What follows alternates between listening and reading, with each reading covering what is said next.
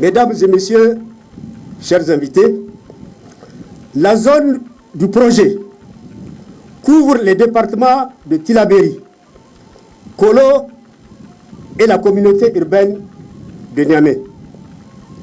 Elle couvre 40 villages et hameaux de 8 communes sur une longueur de 188 km. Après sa construction, le poste de départ doit permettre l'évacuation de toute la puissance produite par la centrale hydroélectrique Kandaji, soit 130 MW, acheminée par la ligne double terre de 132 kV jusqu'à Niamey. La zone de Kandaji ainsi que toute la région de Tillabéri sera alimentée par la ligne.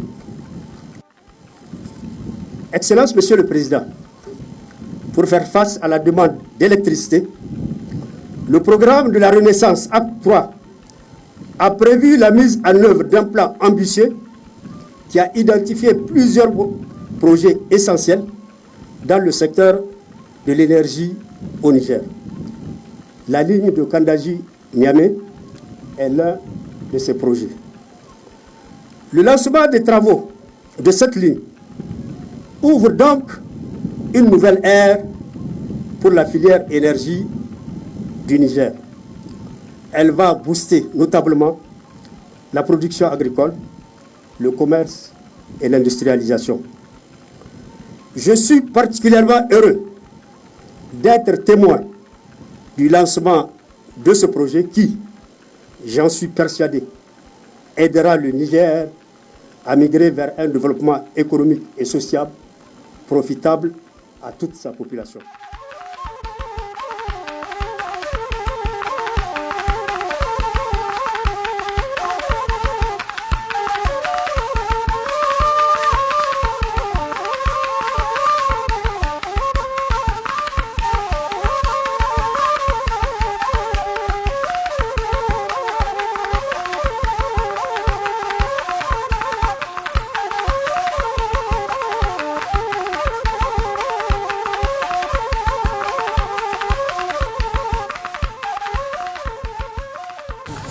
Je suis venu ici il y a de cela plus d'une année, au lendemain de mon investiture.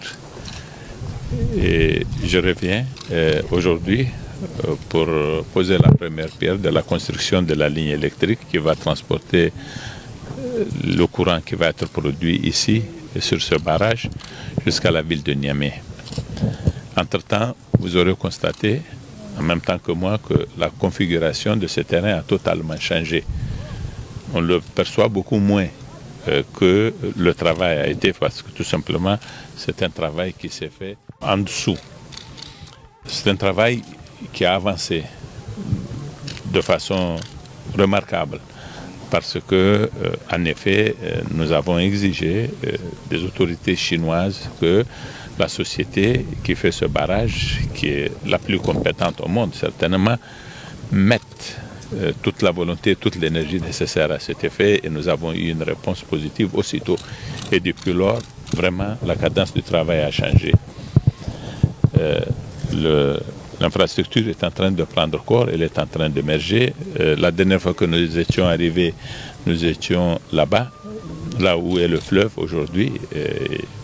Une partie du barrage a été construite, puis on a dérivé l'eau de l'autre côté pour construire l'ouvrage ici, et c'est ici que sera construite la centrale électrique.